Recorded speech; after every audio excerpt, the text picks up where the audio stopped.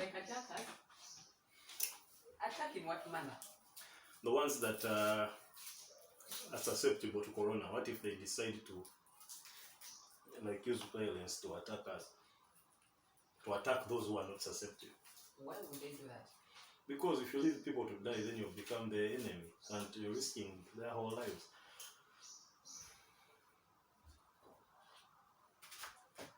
But yeah, they're opening the economy, that's what they're doing. Silently, surveying for the futures, that's what they've done. Like, indirectly. Like, whoever survives, by allowing people to move, that's what exactly they're doing.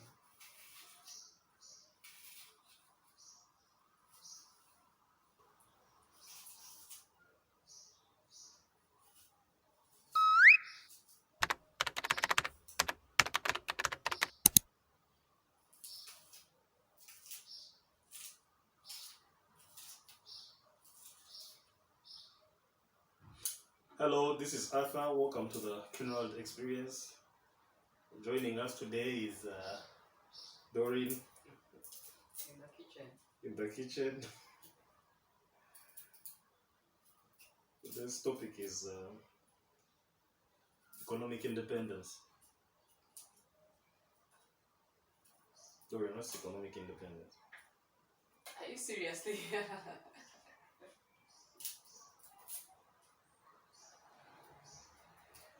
The easiest way to define economic independence is how you produce enough investments to sustain a living. Once your, well, personalized to me, once your cash flow assets are more than your liabilities, then you have some level of economic independence. Right. So, in this episode, we hope to open your eyes, expand your thinking on how to see the world and value like a lion, and not like a flea. And then hopefully help you attain economic independence. And that's, again, according to me, more liquidity. But before that, there's an elephant in the room, and that's Africa. Before we discuss economic independence, we need to understand Africa's economic position. After colonialism, Africa was given flag and anthem independence. And maybe self-rule was black politicians, but Africa wasn't given economic independence. Our economy is very much still run by the colonial masters. And these are some of the ways how. During this one is easy. You give me some reasons how you think our economy is. How Africa doesn't have economic independence. Donations. Because they always come with strings attached. Donations. And those donations, of course, are there too. They're put in place so that you kind of have favor for them. Like, I don't know. So, I guess what she's trying to say is, of course, colonialism gave us a new white god, which distorts our image about ourselves. In that way, we look at the colonial masters as a form of parents. So there's new dependency on aid. Africans don't want to take charge of their finances because they expect, a savior. They expect aid to come and help, and this mother's responsibility. There's no anchor, There was slavery first, and then now there's immigration. Africans hate their continent, and everyone is trying to go out to look for money. So if we can't address the problems from within the continent, and that's also absurd. And this loss of identity also is the reason why black people all over the world are undermined, because they have no home. So everywhere you are, you're a foreigner, you don't belong. And unless we fix Africa, our image is always going to be that of a homeless person who is just bothering other people. So, it's the responsibility of every uh, African to think about going back home or doing something about home. You know, get that anchor, get your connections right with home and fix home. Post-colonialism left us with a new currency, new money, and that means new values. We don't even understand what um, wealth really means, because if you really think about it, the wealthiest people in the West live on ranches with animals, and that's the normal life of an African. So, what are you aspiring to if the end game is what you already have? So that already, fucks with your sanity. And loss of values. You don't know what is valuable anymore. So it's the skyscraper and urban life. Really better than subsistence and self-reliance in the country. Is industrialization better than the green economy? Maybe not, because anyway, you can see the whole world is transitioning back into what is normal for Africa, for an African normal lifestyle. Yeah, so of course there's new salvation. Africans believed in daily duty, but today we believe in a life of just suffering and then deliverance at the end of the life by going to heaven, which is absurd, because we need to take responsibility. So there's this new salvation has promoted finite thinking, the notion of a savior, a saving savior coming. What the rich teach their kids is there's no savior coming, and they need to take responsibility. And unfortunately, that has been denied to Africans in their colonial formal education. The worst form of blockage to economic independence for Africa was the creation of borders or boundaries. There's a nation or state-wide borders. The borders distorted the history and the sense of belonging. For example, many Ugandans hail from Kenya, and many Kenyans hail from Uganda, and many Congolese hail from Uganda. And these are brothers and sisters that are related. These are similar families, similar old states and empires that have been, cut into different smaller states and taught to hate themselves or to see themselves as different. So you have xenophobia in even neighboring countries. We saw what happened with the genocide in Rwanda in 1993. So that's a typical example of what these colonial borders can do. And this preparation has done a lot of harm, as we'll get into later.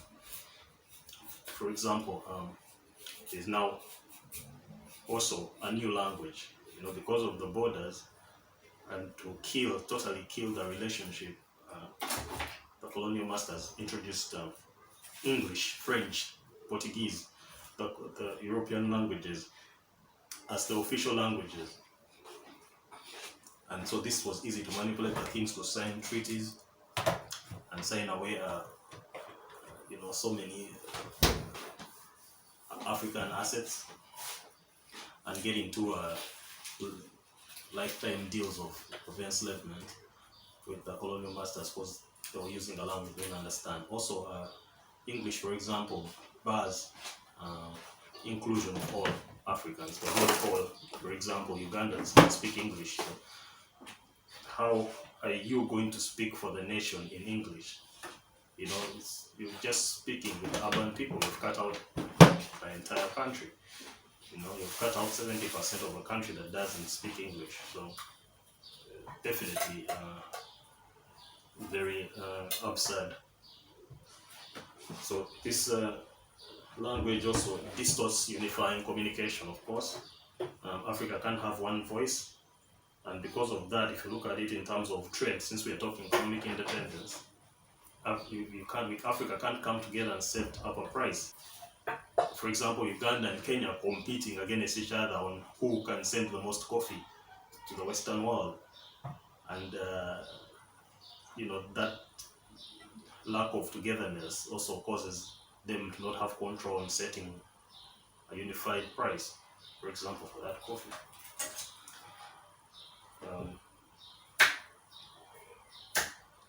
Borders, again, also cause new states.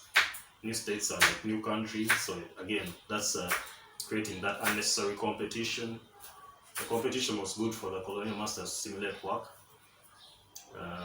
but it's also bleeding jobs, you know, because competition to send out raw materials means we are sending out jobs. For example, the diamonds, we are sending out raw diamonds, and the money is in cut diamonds. So we send out raw diamonds, they pay us say $4 billion US. When the diamonds reach Europe, they are cut, and Europe makes $50 billion out of the diamonds, including reselling the diamonds back to us as fine pieces. So, you know, if we could only learn to cut diamonds, we would make 50 billion. But again, that's somehow denied to Africans through the education that centers on teaching them to, you know, to take and not to give. So, you know, we're just exporting raw materials.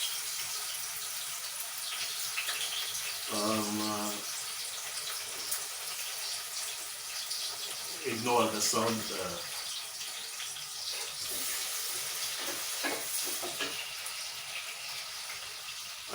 Another way that colonialism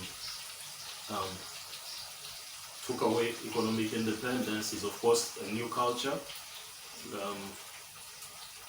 The African culture had to die, the culture of subsistence, the culture of self-reliance, self-sustenance, and the new urban culture of consumerism was introduced, the new European culture, where you have to let the state take care of you.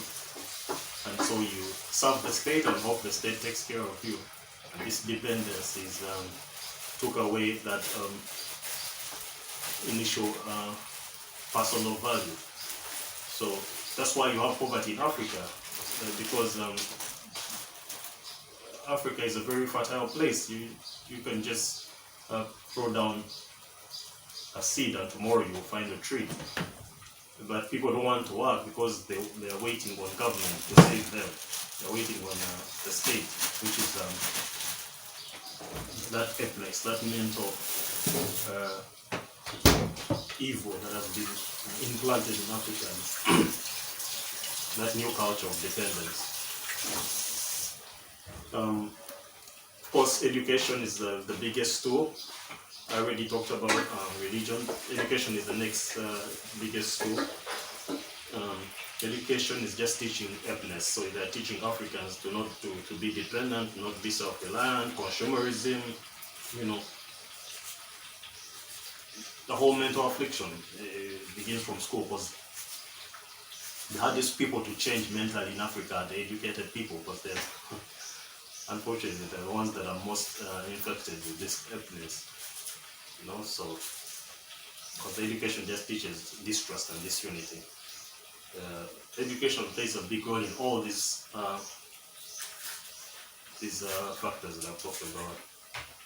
Of course, colonialism introduced new weapons, the gun and the bullet, and so small grievances that would have ended up with talks have ended up into very destructive civil strife, wars, and vendettas, and the weapons have also exaggerated malevolence. So it's hard. It's hard for you to forgive after your whole family has been wiped out, and so this also causes more disunity. Um, you have people playing with very big toys and causing a lot of devastating, unforgivable,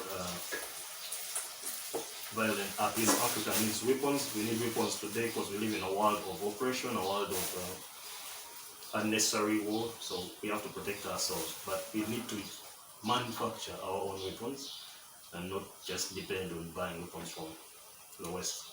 That's madness. That's deadness. They can't sell you better weapons than they have, of course. Colonialism, of course, introduced capitalism. We had 10 million people die in East Africa alone just to promote this capitalism. And capitalism promotes this I mentality as opposed to the we culture that we have in Africa. It's a challenge for many people that have been raised in the Western capitalist system to live in Africa because they'll be seen as selfish and they are bad members of society. Because Africa has that cultural we responsibility, and the subsistence worked because it was, you took care of yourself, and because you were good, you were less of a burden for others. And any extra you had, you would give to help out those, the elderly, for example, and disabled. And this was the culture. So we thrived on that we mentality. You don't leave anybody alone. We take care of each other. That's the African way. Capitalism is the I. Everything is all about me. I need to be good. I need to be this. And the I actually doesn't serve you, but it serves the state. Because at the end of the day, you end up paying taxes and giving out everything. So pretty much you're just a slave following the I, chasing profits that you will never really get. Because the state will come and take them away, and the state won't even do their job. The little you remain with, you'll be forced to start up a charity organization. What is the state supposed to do if you're the one taking care of everybody and yet you're paying tax? Anyway, there are many other problems with capitalism, that we discussed in the previous video. So you can just go and look at what we talked about when we were introducing the S.I.R mentality. We'll have more episodes where we talk about capitalism. This is the last video we are getting into principles. After that, we're going to start discussing normal life and then seeing how the few principles we discussed are fitting. So, looking forward to that because it's a bit more freedom, and then we can bring in contributions from more people. Until when this Corona episode is done and we actually start real interviews with people who we think can be helpful to changing our mentality and awakening us and bringing that so much needed enlightenment that Africans are hungry for, and that I think the experience can provide. How else did Africa deny economic independence? Of course, new demographic stratification. We have now the elderly as the leaders. Young people have been abandoned. Our leaders have an average age of 70. So can you imagine Africa is run by the elderly? What happens to the youth? The youth have been abandoned, and let the youth have the ideas. The youth understand the world better, and they're more informed. So this demographic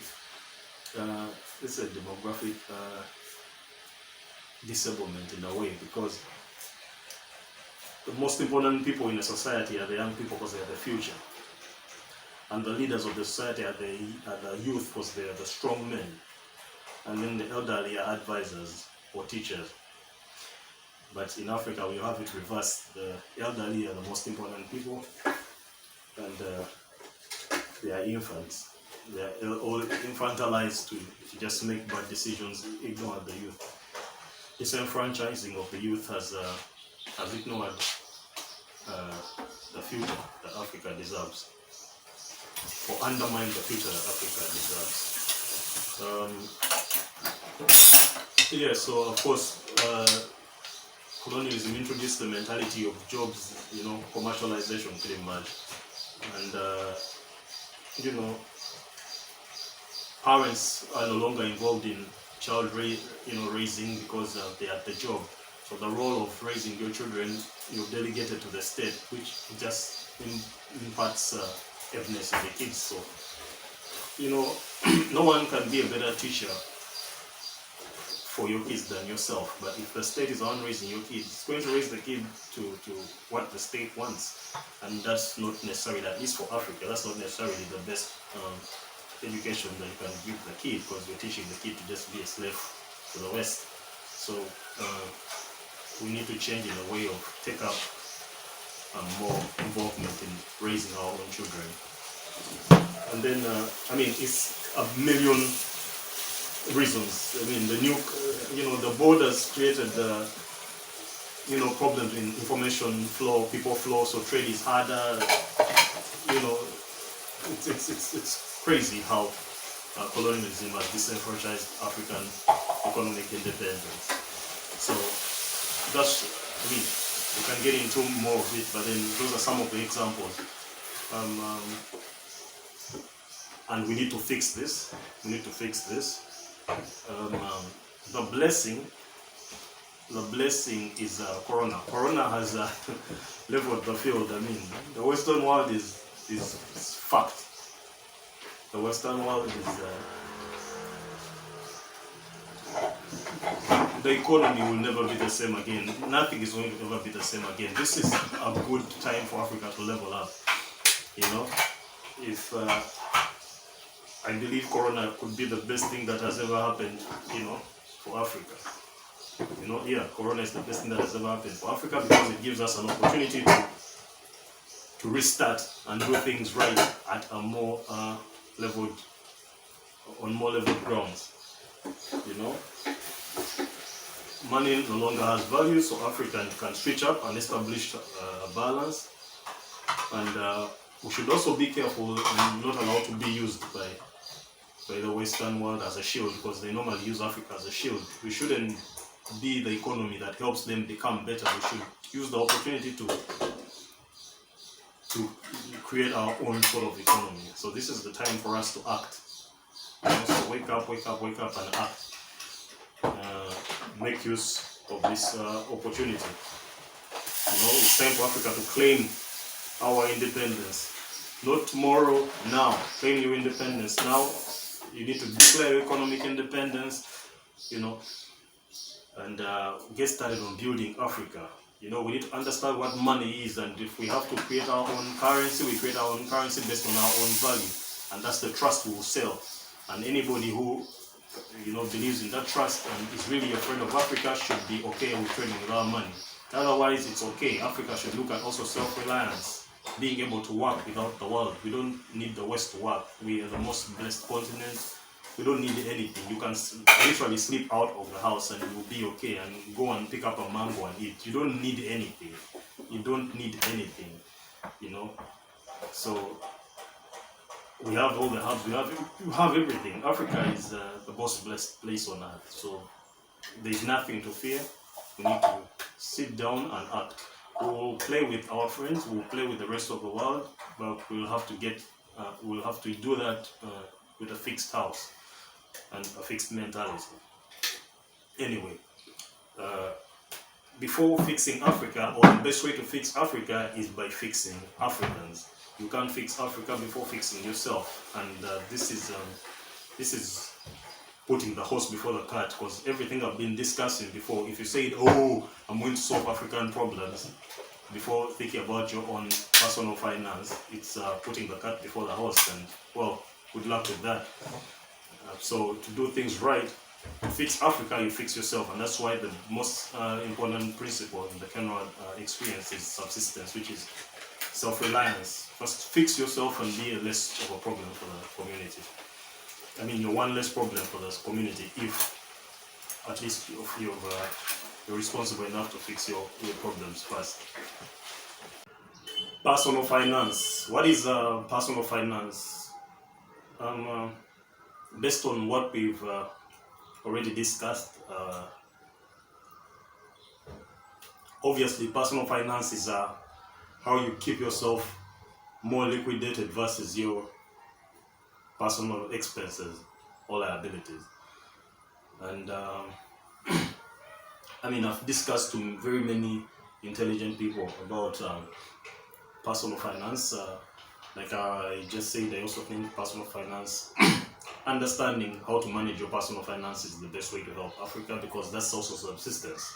It's advanced subsistence that after you're done with the basic self-reliance management in terms of taking care of the basic needs, then we enter the game of money, and this is now personal finance. So yeah, that's basically how I can define personal finance. Let me see if I can remember some of them. One I remember was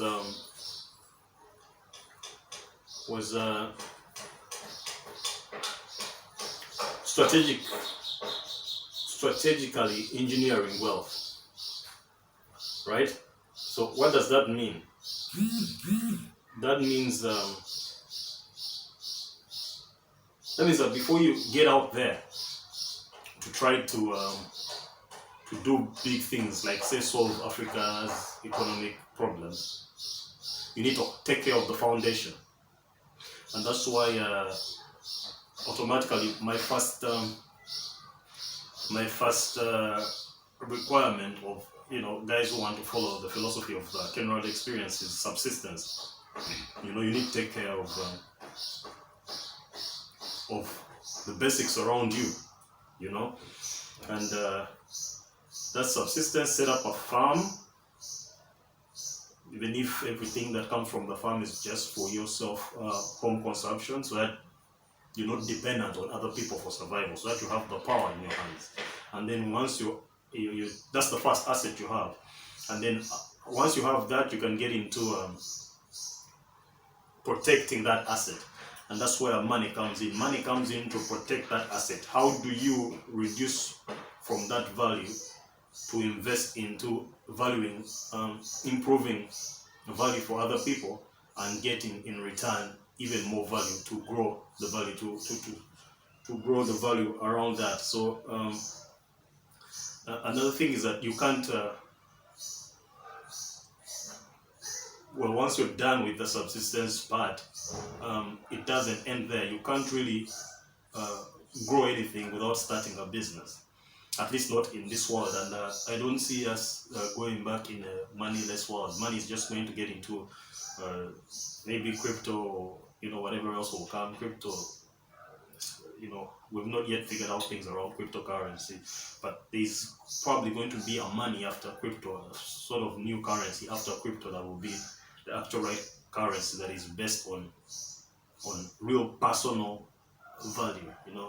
Money right now is based on what the state, what the market, they use terms like the market, but pretty much what the early capitalists, the people, these big wealthy infinite player families, the Rothschilds, the Rockefellers, the Royals, and things like that, what they think is valuable, and so they run us and they make us think we actually have anything to say about value, or maybe even the stock market if you really are a believer. But everybody knows the stock market is the worst way to measure value. Everything is intangible, and it's net worth and not actual cash flow. So what value is that? Anyway, so what are we talking about? So you can't really keep money without starting a business, and so it's important for you to find out what you're good at, and then build a business around that. You need to focus and not diversify, and by practicing subsistence, you're able to focus. And so once you focus, then you can grow. You can invest in your personal growth and those unique abilities based on how you did well in the subsistence. Okay, that's the first. The second one would be boosting profits. Profits is just basically your bottom line. How do you boost profits? The biggest liability, the biggest hidden liability in personal finance is taxes. Many business people overpay the government. So you need to figure out how to stop overpaying the government. You only need to pay what you owe legally and ethically, you know. But many a times we end up paying way more than we're supposed to pay, and that's the problem with that's the problem within personal finance that is solved by the next point, which is scaling business revenue. Anyway, back to boosting profits. Yes, so you need to boost profits. You need to focus on cash flow, not cash accumulation. Uh, Most of the time, when you talk to people about finance, everyone is talking about net worth. Invest, invest, invest. You need to, you invest in so many things. They forget that the biggest um, liability, the thing that takes money out of the pocket of people, the thing that makes rich people go broke fastest is investment, bad investment. The game is cash flow. You know, net worth is a balance sheet game. It's an assets versus liabilities game. You have assets, and even assets might be more than liabilities. But do the assets translate into cash? How quick can you liquidate those assets when you bounce upon an opportunity? Those are the game is cash flow. You need to keep yourself liquidated, and this is what banks do. This is what anybody who is deeply in the money game does. And it's a problem with, again, the game of the stock market, for example, where all the money is held up in stocks and bonds and all that. Warren Buffett is rich, but Warren Buffett doesn't buy stocks per se. Warren Buffett buys businesses, and you need to be careful about that area. Also, the stocks are not for everybody, personally. Well, personally, I mean stocks, but that's because I understand the game. But I wouldn't advise everybody to get into stocks. Stocks are different, and they're difficult. They are very difficult. The game for everybody to focus on is the income statement, which is income versus expenses. So long as your income, and that's cash flow income, is more than your expenses, then you're getting somewhere with personal finance. And accumulation, like I said, it focuses on the balance sheet. You need to focus on the income statement. The third principle is you need to scale your business revenue, right? So scaling your business revenue, what does that mean? That means giving up low value and increasing high value. Also building a strong team around you to keep growing this value. And that's what I said about a cohesive finance house to support you. You need to get a cohesive finance house in order to be able to protect your assets. So invest in protection. That's a protective expenses. And you don't know what to protect if you don't have a good team around you, because you're just one man and you're not able to see everything. So if you get that in order, then the protective expenses will help you, for example, not pay so much tax, so you have the IRS in check, not pay so much interest, and for example, know the difference between an accountant and the CPA, what they do, and who is beneficial for what role in the business, you know. And there are many startups that have started up this kind of financial, you know, a cohesive financial house to take care of that for you, so that you don't have to build, because it's difficult. It takes it takes a long time to set up these structures. But I know some good financial houses. But also, you know, being part of the Kenrald Experience, of course, will introduce you to some good people that will introduce these financial houses that you can tap, that you can utilize at a small subscription fee, and you don't have to build your own, and they'll focus on your businesses and you know, help you with this. So what are the things you can benefit from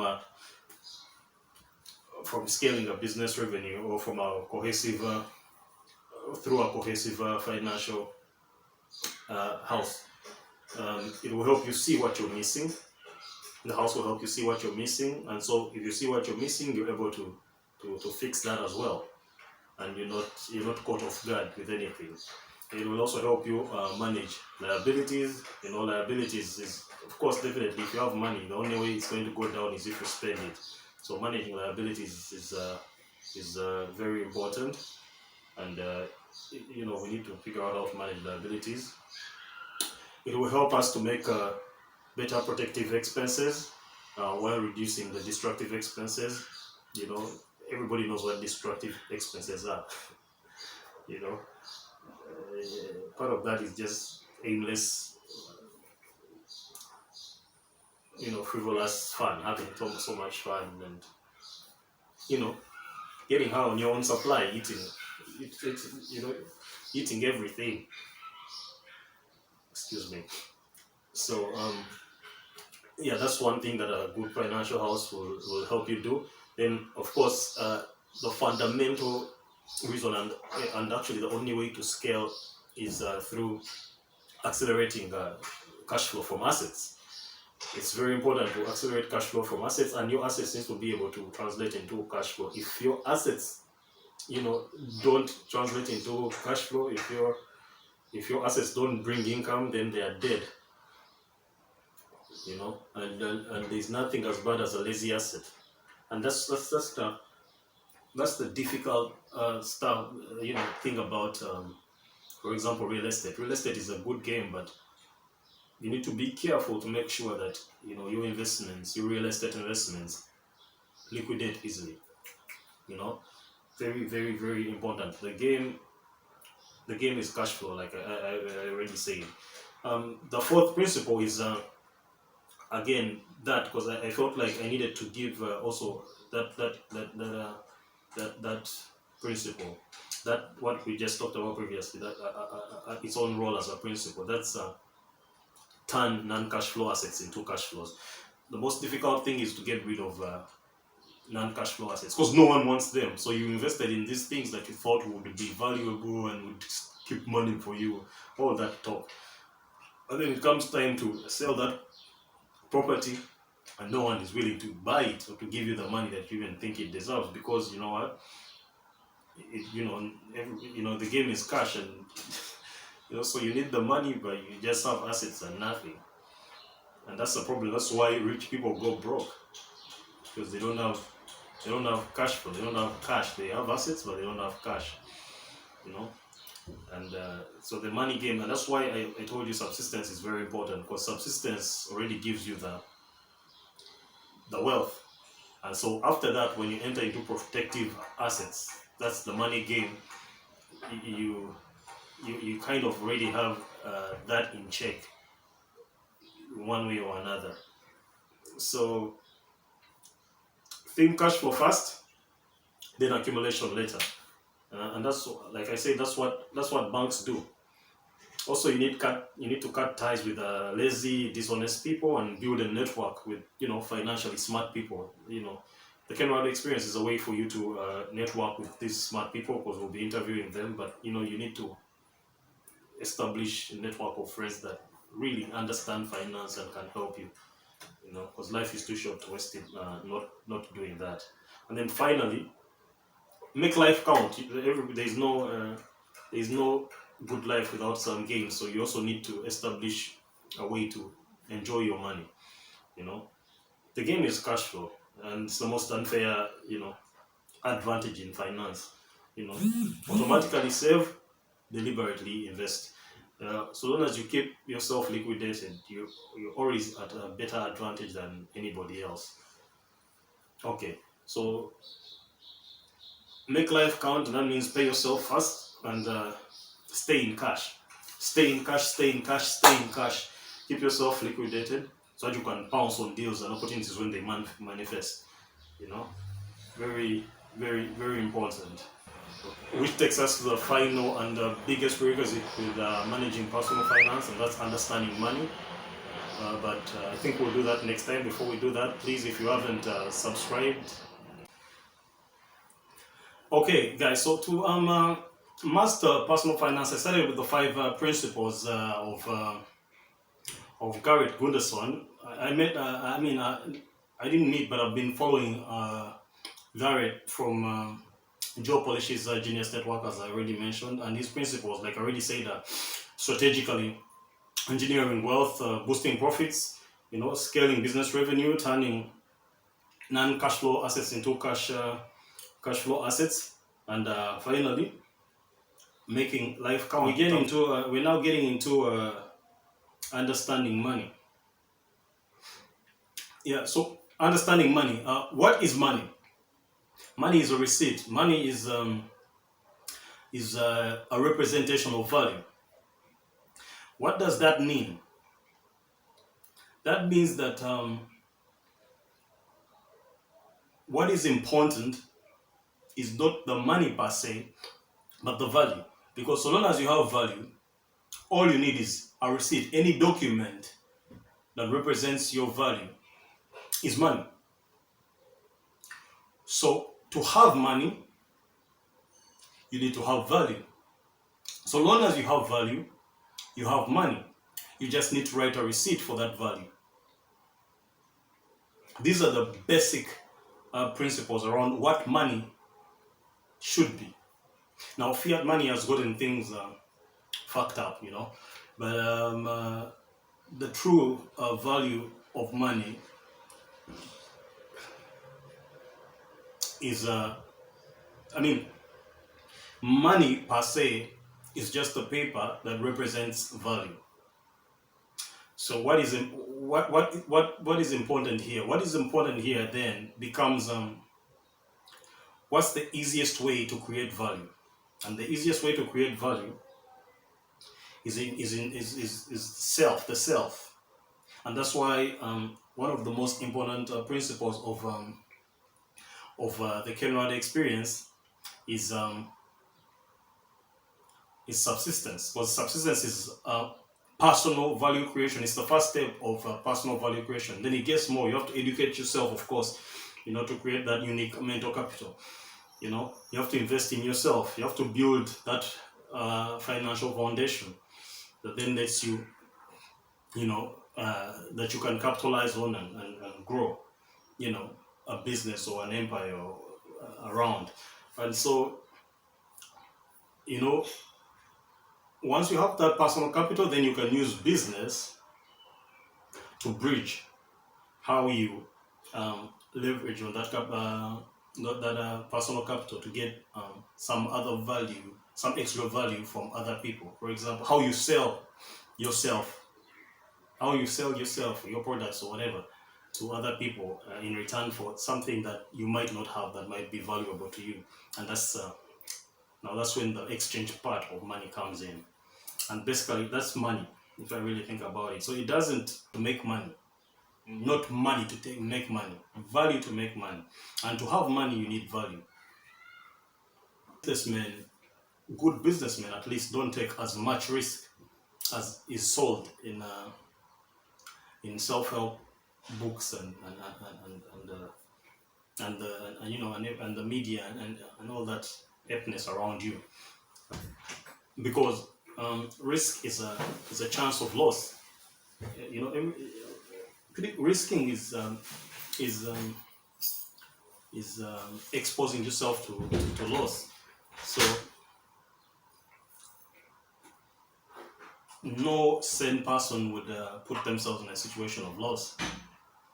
So what seems to you as risk for businessmen is actually something that you don't understand. And because you don't understand it, it's risk.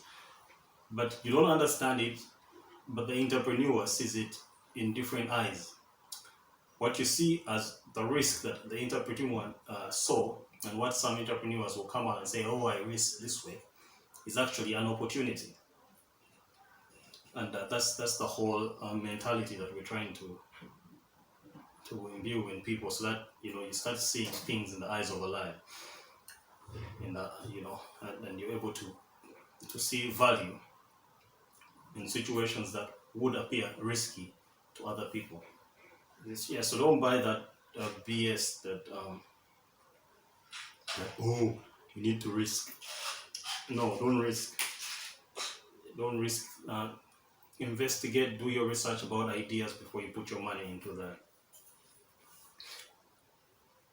The second thing that I will talk about money is also there's a big difference between making money and keeping it. Making money sometimes not as hard as keeping money. In fact, keeping money is the challenge. Making money is easy, but keeping money is the challenge. Even moderate money earners or moderate income can make you rich if you're able to make the right investments and bounce on the right opportunities. So it doesn't take a lot of money to make you rich. Once you understand, once you have your personal finance in check, and you're using the SAR mentality, and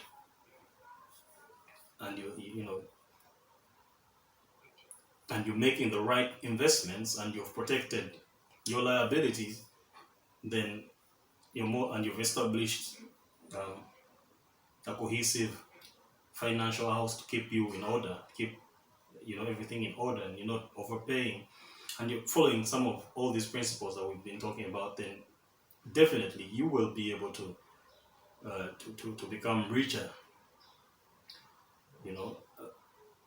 A job will establish some cash flow, but jobs come with no time, so which means that there's also a high risk of only focusing on investment. And we already talked about investment being a secondary thing. A secondary investment shouldn't be your primary goal. It's the secondary goal after you've done your research and investigation. The bottom line is the only asset you have is the only asset you really have is yourself and your ability to earn money. And it's not stocks, bonds or real estate. It's yourself. You must build on that. So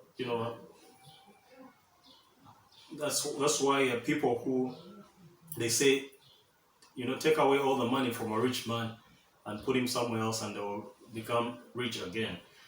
Because money has a way of gravitating towards certain value.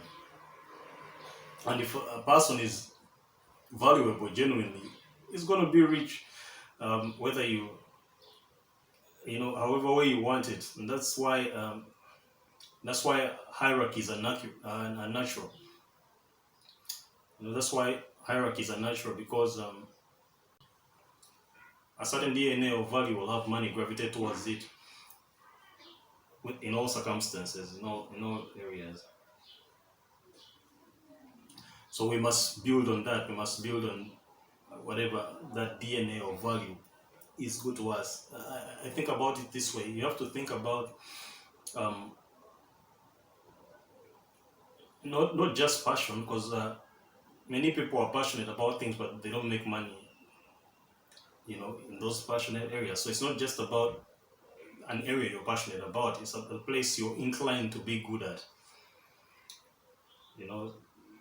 Passion is overrated sometimes. It's inclination. They're just spaces where you're really good at, and this is where you need to focus. So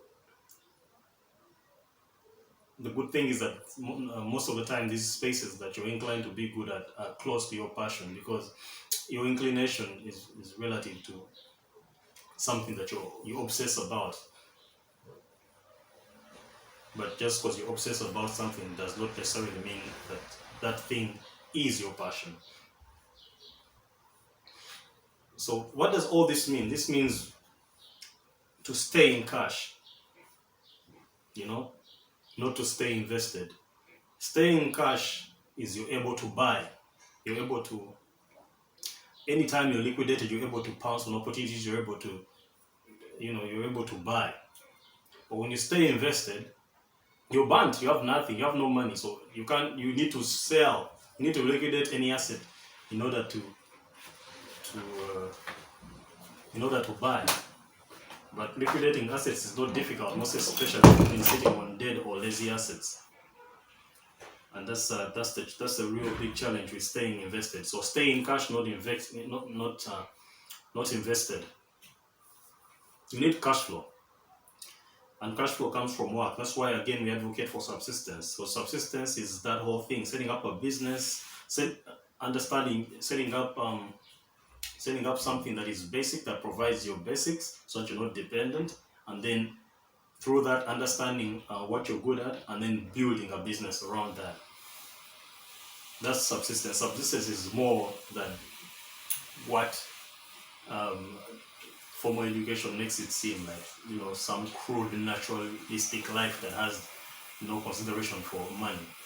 Subsistence talks about true money. The reason why commercialization fights subsistence is about real value, and commercialization is about fiat money and excuses for people to exploit, Africa and take in the name of giving. That insanity, that aptness that makes you keep,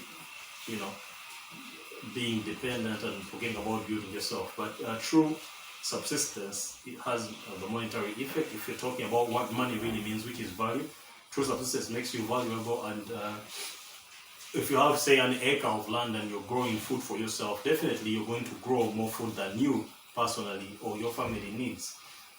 And so the extra, that's a starting point to set up a business around. But subsistence is not just about the food you grow. Agriculture is just one aspect. Subsistence can be single. If you're a musician, that's an art. Make sure your art can take care of you, that you own your art, and then beyond that, see how your art can help other people. That's for artists. So again, another important aspect about understanding money is in the money game, people are more important than projects. So most of the time, people are very ready to put a lot of money in projects, and they're less willing to put money in other people, in relationships. But anybody who has made good money knows you can't make money without relationships. You need people. You need good deals. So again, here at the Kenrald Experience, the reason why you see us investing in interviews with these smart people is because we understand the value of people. You need people. People know things that you don't know, so you're going to learn a lot of things, and you're also going to be able to offer things to them. And networks can show you people that can help you triple, double your money, and improve your personal finance, significantly.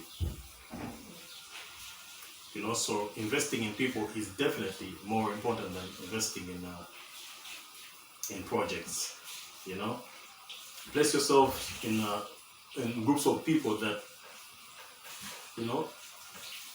that can really help you. Invest in relationships capital. Relationships are good capital. And curate on people and see how to create on people and see the good things that will really come out of that. No man's an island. That's a very true saying, even when it comes to finance. So because we advocate for people to stay in cash, it's not, what we're trying to say is that it's not about saving. Many people concentrate on, you have to save, and budgeting.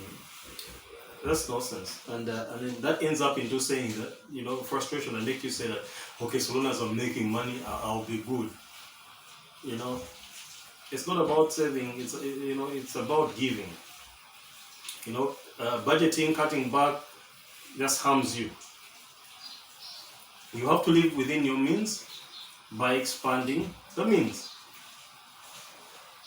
And how do you expand the means? I already said the first fundamental value comes from yourself, comes from your mindset. Improve your mindset, the way you think about money. You have to improve that. You have to improve that.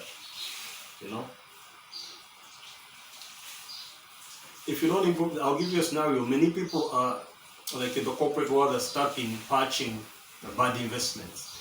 So you make, you get your good money. You've been, saving up, and then an opportunity comes by, and then you get into that, and then maybe let's say it's real estate, and and then you broke.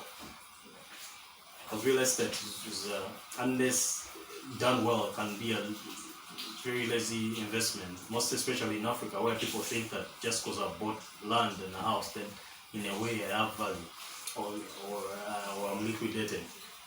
Wrong. Can buy property that yes, keeps the value. Land always appreciates, but then it doesn't, or unless, in Africa, land always appreciates, but it's not easy to sell because maybe it has appreciated too much beyond the value that people can offer. Let's say you bought land at 50,000, US dollars, and today it's selling for 200,000 US dollars. How many people in Africa can afford that? Very few. So that's a lazy asset. That's a lazy asset because it can't easily be liquidated. You're not going to sell it for less than that. But nobody has that money. And that's how you can get fat with real estate. So the system traps you into patching dying investments, trying to, save money instead of the fun part, which is productivity. Because when you have cash flow, you're able to pounce on ideas, you're productive, you're able to jump into investments here and there. So keeping yourself in cash is way better than keeping yourself in investment. So before you get into that real estate business that is overhyped, think about, keeping your money and getting into more the fun part. Money is fun, it's a game. You have to play with value. And it becomes so easy once you're valuable because you have leverage. The leverage is your value. Even if you took away everything I own, I know I can still make money. Why? Because I'm valuable. I have something to offer that other people don't have, that you can't get from anybody else, or you can get from a few other people, but definitely not everybody else. Or I sell myself better, than even the other people that maybe could offer what I have or more. But I believe every single person on earth is unique, so definitely my value is unique to me. And that's the whole essence about. We're now discussing money. So your money. When you hear many people on the street saying "I'm money," your money. This is what the street lingo is trying to infer. Your money, you're valuable, and you're not money. You're not valuable.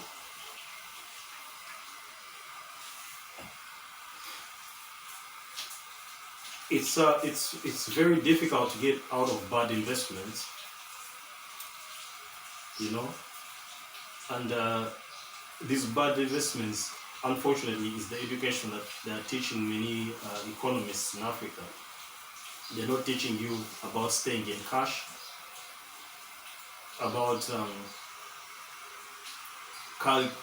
calculated investments. They're only teaching you about, you have to risk to make money, trying to trap you to get into these investments, into net worth, building net worth, as opposed to building income. What you see on Forbes is net worth. Oh, this guy is worth this net worth. That's bullshit. What you want is to be worth this income. The money you're making is more important than your net worth. Because net worth sometimes is seated on lazy or dead assets. Stock exchange is bullshit. Tomorrow you wake up and the company that you invested in that was valuable yesterday is now not valuable, and you have nothing. That's net worth. But cash is cash. Have your money in the bank. That's your money in the bank. It never goes down. It's there. And yeah, money depreciates, but yeah, not as much as the intangible stocks on the stock exchange or whatever that is, you know.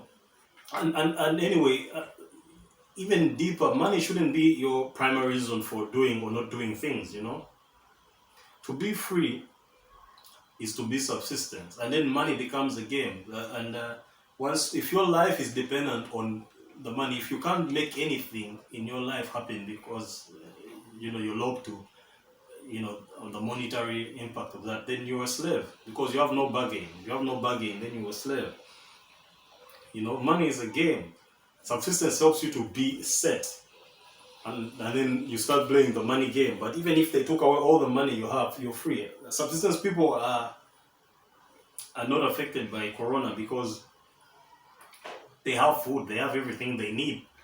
And even if you collapse the whole global economy, they'll still be okay. The whole game of money is just being game.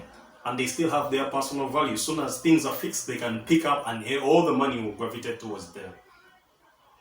And that's the fun. That's the fun part about understanding this principle of subsistence, and most especially in relationship to personal capital. We've talked about personal capital and relationships capital, those two things, and those two things come from investment. Because subsistence sometimes goes beyond. If you're going to build a farm, then it's going to feed you and your family. That means there are relationships already involved. So that's capital for you and your family that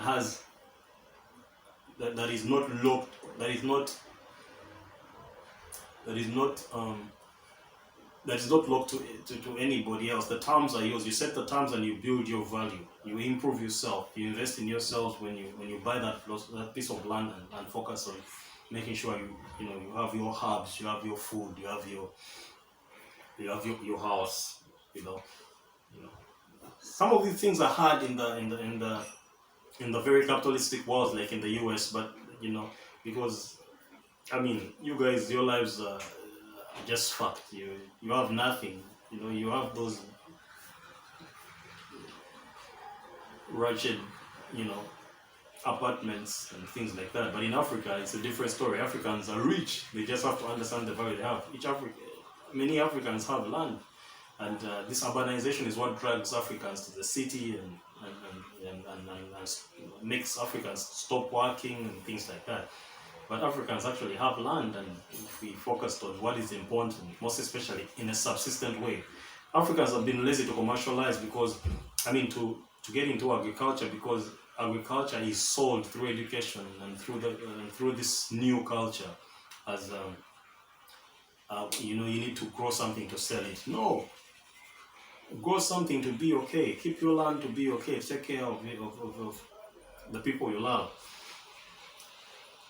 We'll get into that when one day when we find references that drag us into this stuff. There's a lot we can talk about everything. Another, improving personal finance and stability and sustenance helps you, of course, escape debt. Is the mindset that going to school and that investing is equal to success is wrong, because it makes you forget to empower yourself, and we need to be done with that.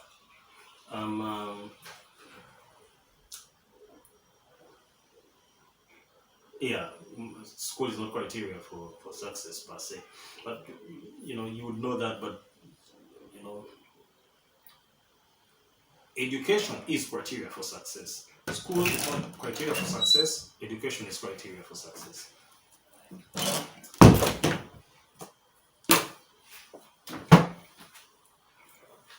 Okay. AI, artificial intelligence, is making most of the jobs that school has been training us for obsolete. So we must educate ourselves on creation and adaptability, because creation and adaptability are the two two strengths that the human mind has over a robot. A robot, a robot is good at repetitive activity. It's also good at maybe the engine, but it's not good at adaptability. A robot can be good at putting two and two together at a certain height and distance, but put them at a different height and distance, the robot will be putting together nothing.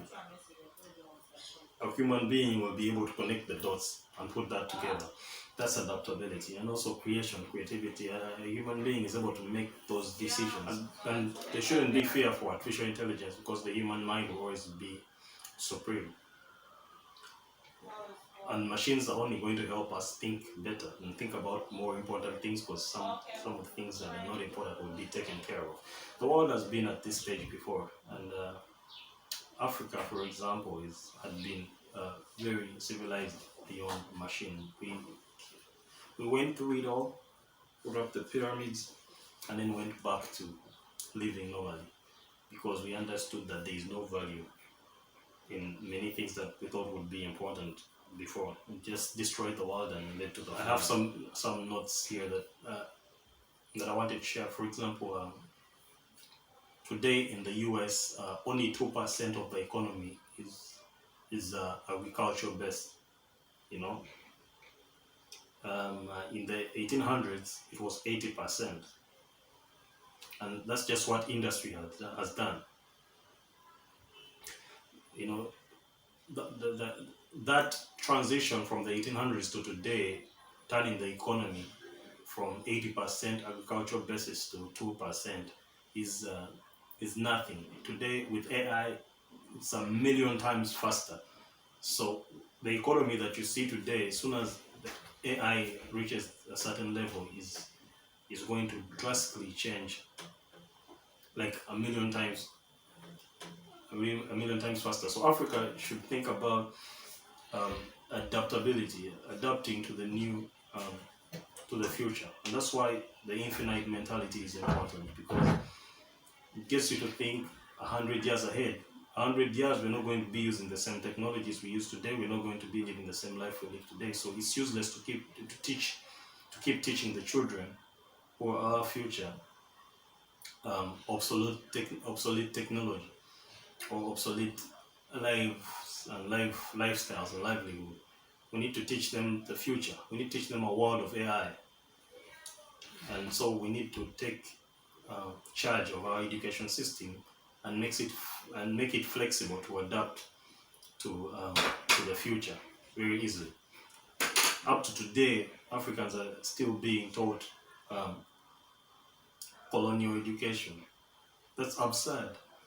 And the reason for this is because African governments continue to rely on the colonial masters to sponsor our education.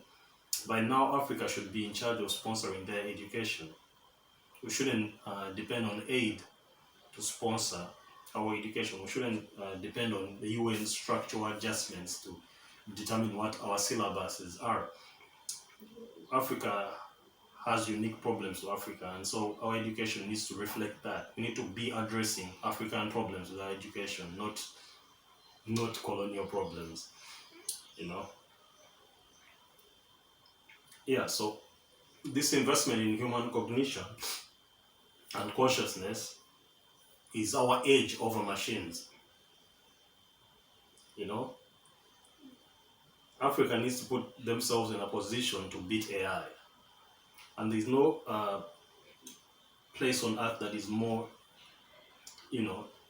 strategically positioned to beat AI than Africa, because the urbanization in Africa has failed, because you don't change Africa, Africa changes you. So much as the colonialists came and they ended up taking the African culture, today the biggest influencers are of African descent. We talk about the Brexit. If all these black people are to come to Africa, they will be the influencers. So what are we waiting for? So this wraps up our talk on money. So what other points can I add? To add on that, I was thinking about marriage because I got someone asked me, what do you do about marriage? Yes, so in marriage, try to create two accounts. Um, you pay yourself first, about 18% of your income, and make some protective liabilities to save you on tax, because many people overpay government. To save you on interest, save you on insurance, and also commission, to help with commission into investments, because I told you investments can be risky if you have no knowledge around it, and the common most of the investments that you think you're pouncing upon are actually risks, and risks are only a chance to lose. You know, there's the difference between a risk is an opportunity, and the difference between an opportunity and a risk is knowledge, understanding that this is a sure win. A risk is gambling at opportunity. You know, so one account is protective liability. It's what takes care of the family. It's what takes care of things like investments and things like that. The other account is what lets you play. You know, because you need that. You need that as well. So yeah, the second account will let you reward yourself um, with guilt-free spending, and that's what you use to go on trips and then a frivolous lifestyle. The second highlight that I want to maybe shed some light on is the consumerism that the education system in Africa teaches. Um, the culture of spending, that consumer mentality. Africans don't want to produce, they don't want to add value, they want to just consume. I talked about the diamonds already, the difference between selling the raw diamonds and selling cut diamonds. And it's a difference of about, it's a margin of 50 billion US dollars. By selling raw diamonds, we earn 4 billion. When the Europeans receive these raw billions and they cut them, they earn 50 billion out of it. And that's just the difference. The difference between those two people is one is a consumerism mentality, the other one is a person who has economic independence and finance, as a primal to doing business. You know. The other thing is that so budgeting and cutting expenses per se as a goal, as a restrictive measure to finance, is not valuable at all.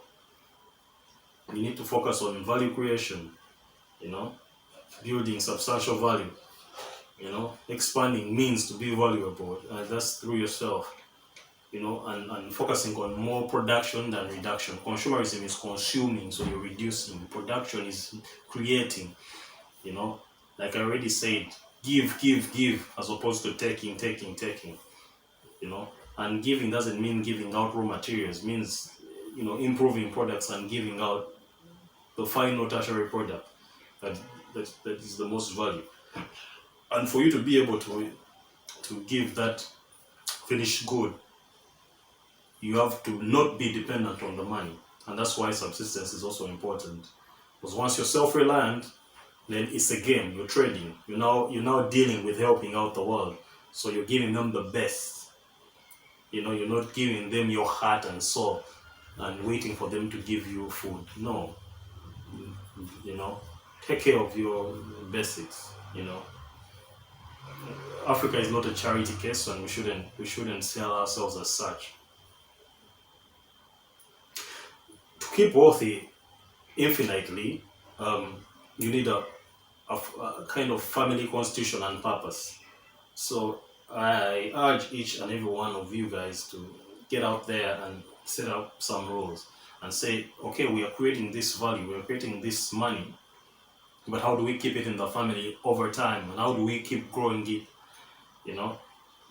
Each African family owes itself the opportunity to grow wealth. This is how our predecessors lived.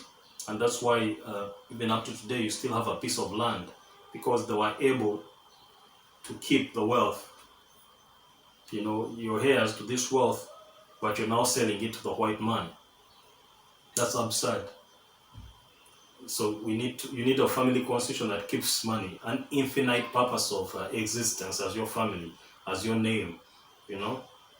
And that's the compelling vision beyond money that I urge, you know, everyone to have. Stop shielding children from understanding money, and stop leaving the role of child raising to the government. The government doesn't care about your wealth. The government just wants to take, because the government is an arm of the state. And I already told you the state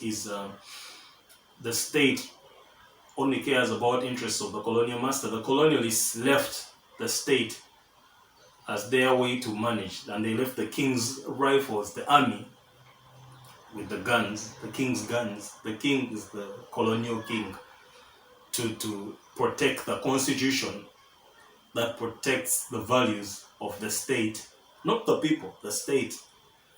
And those values are the values of the economic enslavement of the colonial powers. The thing I told you about, how we didn't get economic independence.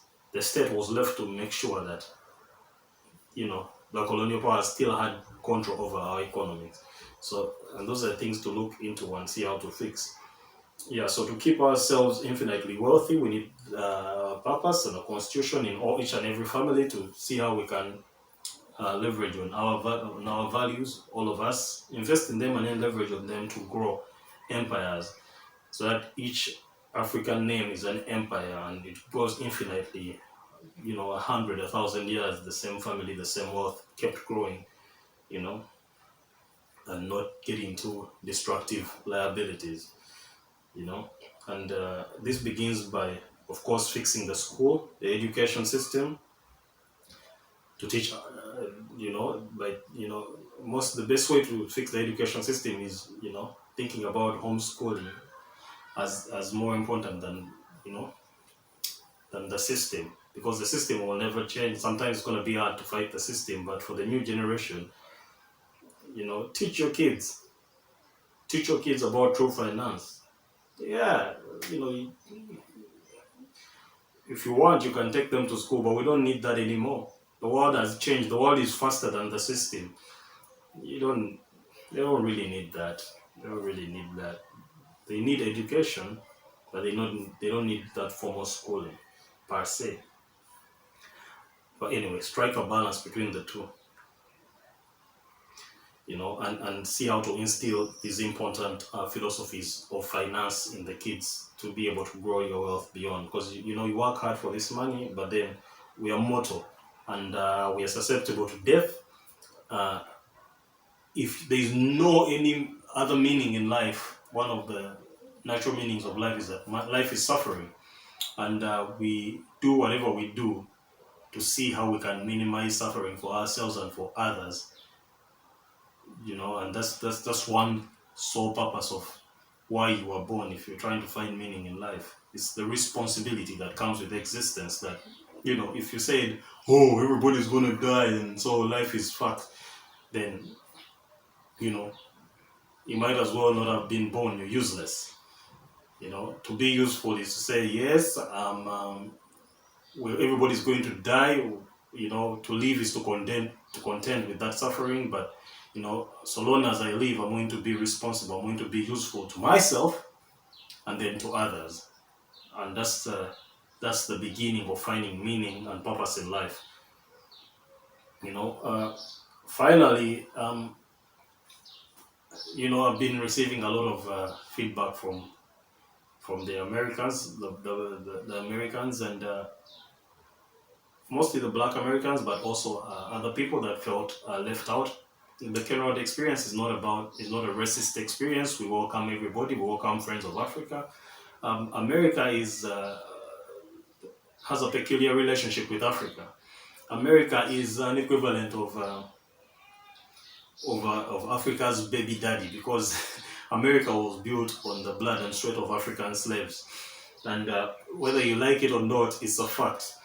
America has many black people, you know, over 25% of American citizens are black people.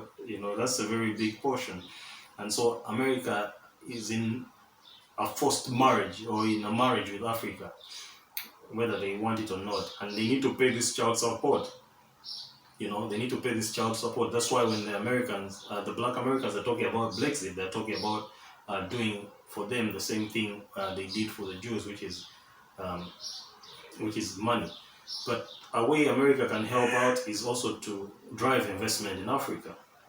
Africa has opened doors with America, and we're trying to get the black Americans to come to Africa. But then, better yet, or better still, if America can really think about a new uh, relationship with Africa, you know, where they can drive investment towards Africa and investment for value creation in Africa, not to bleed out African jobs, but to grow Africa and build that partnership. Africa can be a good ally to America if America is willing to respect Africa as the power that Africa is. This whole business of despising Africans, is what's driving us to think about the Brexit. And we might as well go home and develop home. And yeah, arrogantly, you might think it's a blunder, but I'm telling you, Africa is way better. Even with the 70 years, now coming to 100 years of oppression, Africa is still the richest continent on earth, and that doesn't come by chance. I mean, it's something deep to think about. And yeah, this investment can be through the value addition in businesses, like I said, so that we don't focus on raw materials, we focus on tertiary products. We don't focus on raw diamonds, we focus on cut diamonds. And a new trade deal, so that there's a flexible relationship between the children of Africa and America to be able to integrate and trade and make the world a better place. With this, I think that ends our topic on economic independence. Thank you guys again. If you haven't subscribed, please subscribe, and hit that bell for notifications for our new posts, and also like the video. All right, thank you guys. This wraps up our fundamental principles. Tomorrow we start getting into real life issues. Like I said, I'm in Tel Aviv. I'm in Israel right now, and that's where I'm quarantining from. And I would like to share so many things I've learned from being in this place, and life in general for an African in this place. It's a lot of interesting things to talk about. Okay, guys, thank you.